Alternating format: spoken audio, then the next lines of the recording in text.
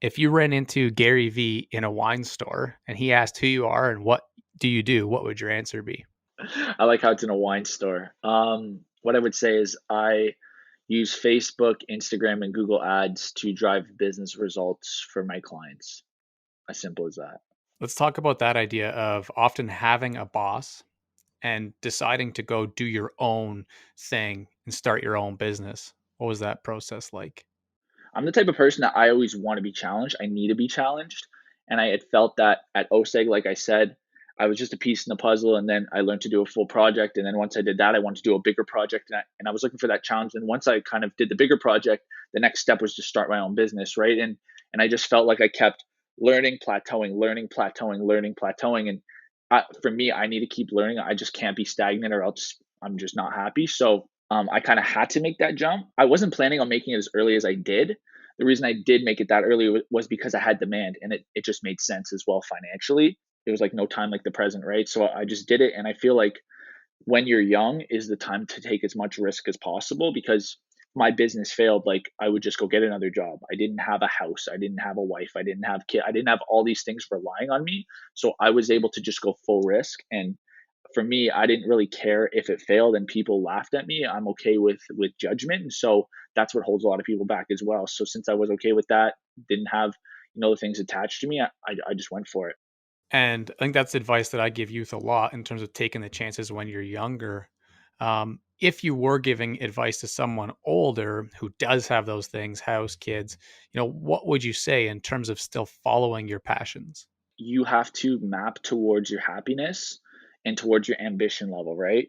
So if you're happy working 9 to 5, doing whatever, say you enjoy the job, and then you also like having a bunch of time on the side to either play video games or hang out with your kids or go camping or skiing or whatever else you like if you're happy, then that's cool. You found a great balance, and that's all that really matters. Now, if you're not happy, what you have to do is in the short term, overwork yourself in the hours that you're not at work, right? Because you're at work because you have to provide for the things that are depending on you. But then when you're out of work is when you can start building your dream.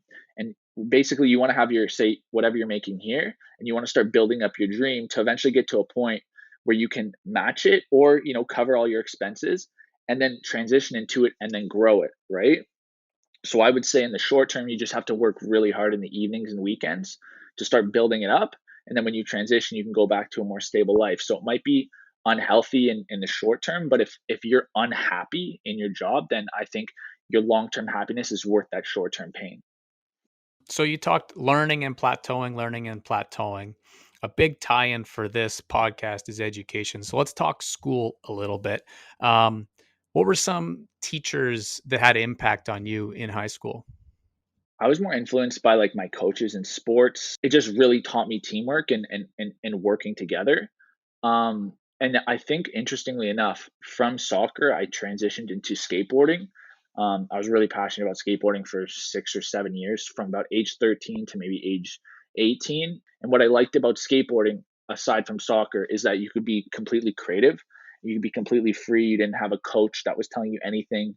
If you went to the skate park, you would see people from all different walks of life, but they were all supportive. They all loved each other because it all revolved around this one thing.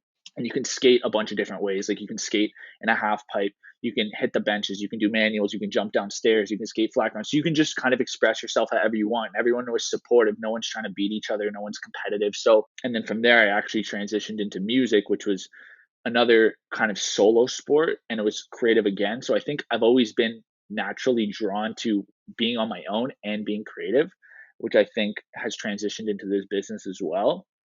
And then from there is when I kind of started tasting business and then moved out of music and more into the business world. In terms of people preparing for work in social media, there's a lot you could do in school, but obviously there's a big culture of like anti-college right now. Where do you lie on that debate?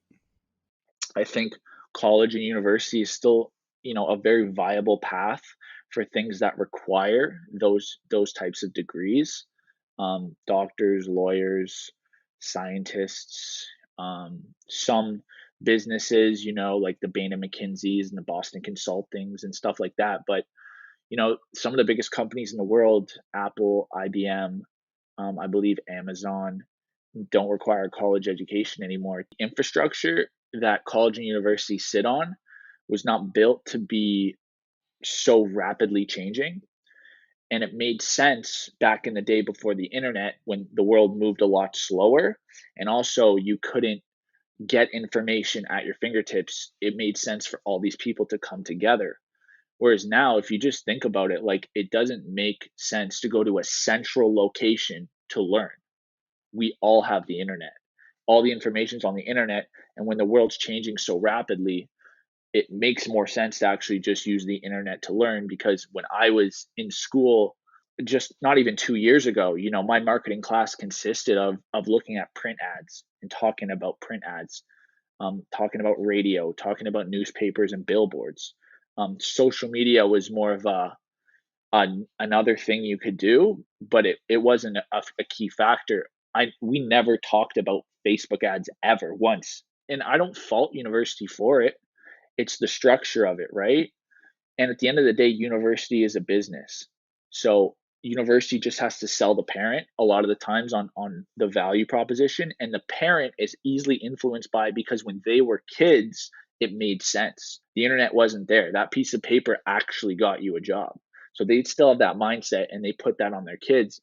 Whereas we're kind of the first generation that's experiencing going through school, having a degree and going, whoa, wait, I can't get a job. I just went through school. I have the degree. Why can't I get the job, right? And so I think we're at a time now where when we become parents and have kids going through college and university, we're not going to force them to go to college or university. We're going to be a lot more open to exploring other options. How do you think we could improve learning earlier, 14, 15, 16?